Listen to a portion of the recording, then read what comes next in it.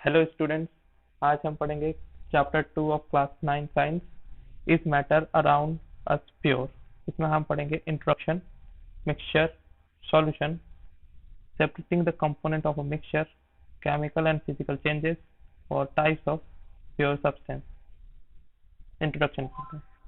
Introduction में हमने हम कहते हैं कि प्योर की हमारे लिए डेफिनेशन ये होती है कॉमन पर्सन के लिए कि जैसे दूध प्योर है मतलब वो में कोई भी मिलावट नहीं होनी चाहिए। और साइंटिस्ट के हिसाब से प्योर मिल्क में भी कई डिफरेंट सब्सटेंस से मिलकर बना है, जैसे पानी और फैट, प्रोटीन। तो ये कई अलग अलग कंस्टिट्यूएंट से मिलकर बना है। तो प्योर की हम अगर डेफिनेशन देखें तो a pure substance consist of single type of particle. जो प्योर सब्सटेंस होगा वो सिर्फ एक पार्टिकल से बना होगा, यानी एक टाइप के पार्टिकल से बना होगा। बट जो मिक्सचर, अब आते हैं मिक्सचर पर।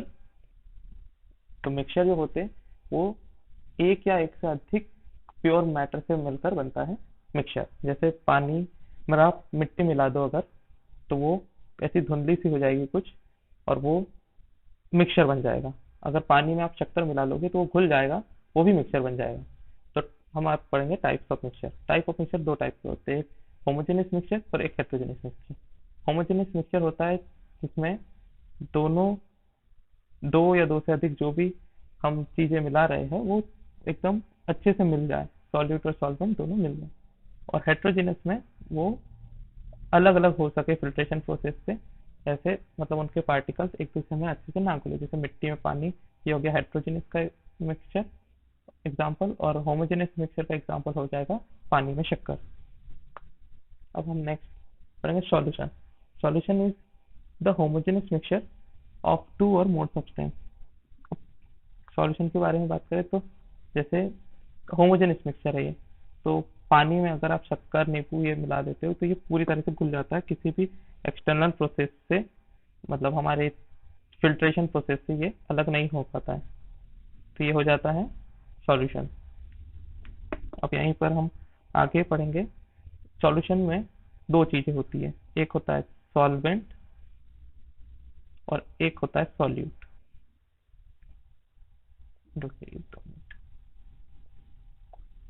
एक होता है सॉल्वेंट, एक होता है सॉल्यूट। सॉल्वेंट वो होता है जिसमें सॉल्यूट डिसॉल्व होता है, मतलब सॉल्वेंट हो जाता है वाटर, और जो सॉल्यूट हो गया वो हो जाएगा शुगर। ठीक है, तो वाटर जो होता है उसको हम यूनिवर्सल सॉल्वेंट भी कहते हैं। अब हम पढ़ेंगे प्रॉपर्टीज ऑफ सॉल्यूशन। तो जो सॉल्यूशन होता है वो होमोजेनियस मिक्सचर होता है, इसकी हमने डेफिनेशन में भी यही पढ़ा था। और इसका जो साइज होता है, मतलब जो पार्टिकल से जिसके अंदर मिक्स हो गए, उसका 1 नैनोमीटर होता है, मतलब 10⁻⁹ मीटर होता है उसका डायमीटर में।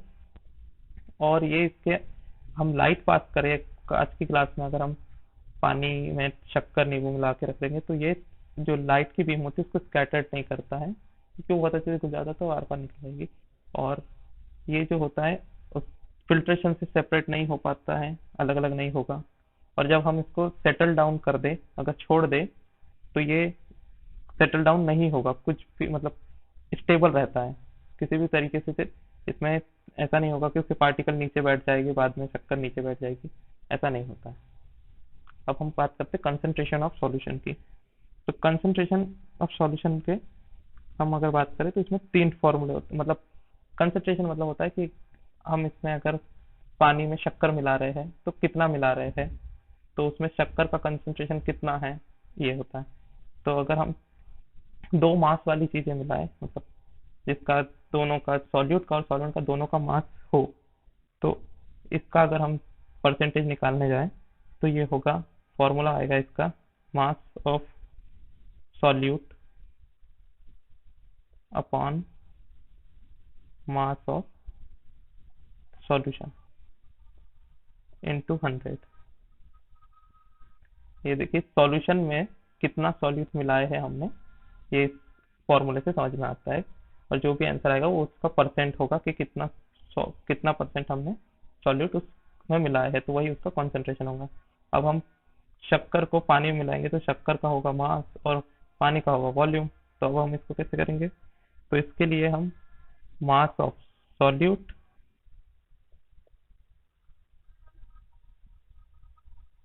अपॉन वॉल्यूम ऑफ सॉल्यूशन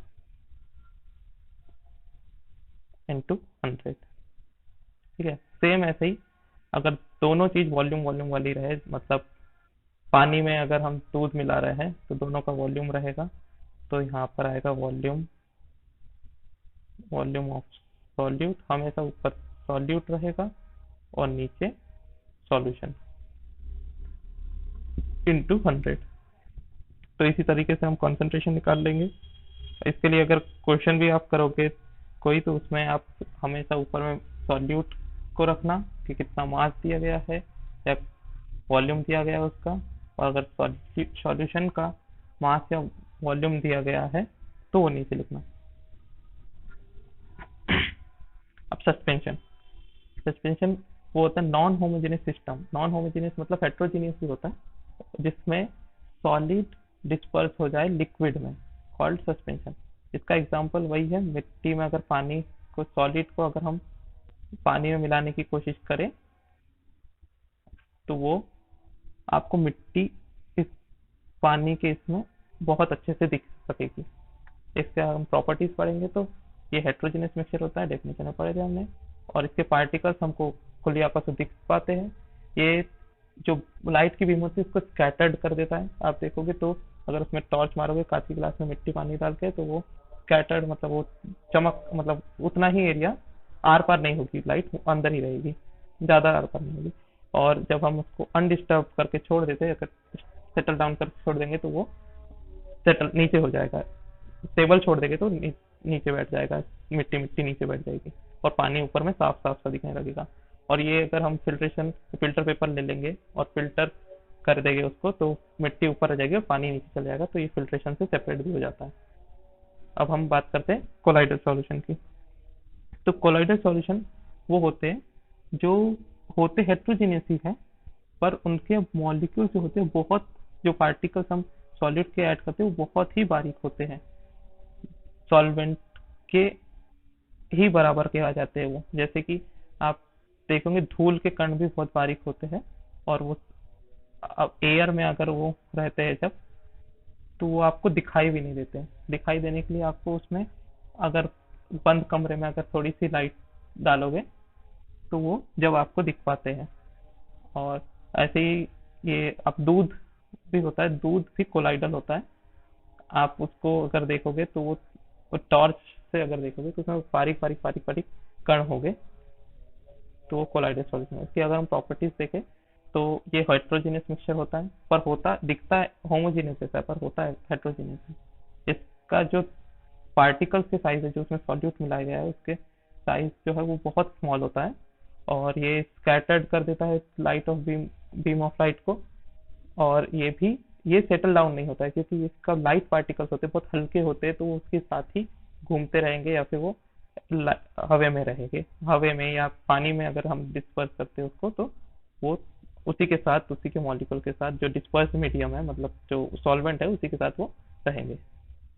अब हम कॉमन एग्जांपल्स पढ़ते हैं सॉल्यूट के। डिस्पर्स फेज होता है, डिस्पर्स मीडियम। डिस्पर्स फेज मतलब जो घुलने वाला है या मिलने वाला है, और एक होता है डिस्पर्स मीडियम मतलब जिसमें घुल रहा है। और इसका हम पढ़ेंगे नाम। लिक्विड में अगर गैस मिला लिक्विड को अगर गैस में डाला जाए तो एरोजॉल कहते हैं। मतलब जो आप फॉग देखते होगे ठंडी के मौसम में सुबह, मिस्ट कहते हैं, तो वो इसी का एग्जांपल है। सॉलिड को अगर गैस में मिला जाए तो उसको भी एरोजॉल कहते हैं, यानी स्मोक। आप अगरबत्ती सॉलिड होती है, उसको हम जला देते हैं तो गैस बन जाती है, तो स्मोक छोड़ती है। ठीक है, गैस को अगर लिक्विड में करा तो फोम। अब आप शेविंग फोम यूज करते हो तो उसमें दिख जाएगा, गैस भी होती है। स्पंज जो होता है, नहीं स्पंज उल्टा होता है। लिक्विड में अगर लिक्विड मिलाए तो इमल्शन बन जाता है, जैसे मिल्क। सॉलिड में अगर लिक्विड मिलाए तो सॉल कहते हैं उसे। तो इसका मड है एक अच्छा सा एग्जांपल। मिट्टी में अगर पानी मिलाती है, मिट्टी को पानी में मिला दी, गैस में गैस को सॉलिड में मिला दिए तो फोम बन जाता है।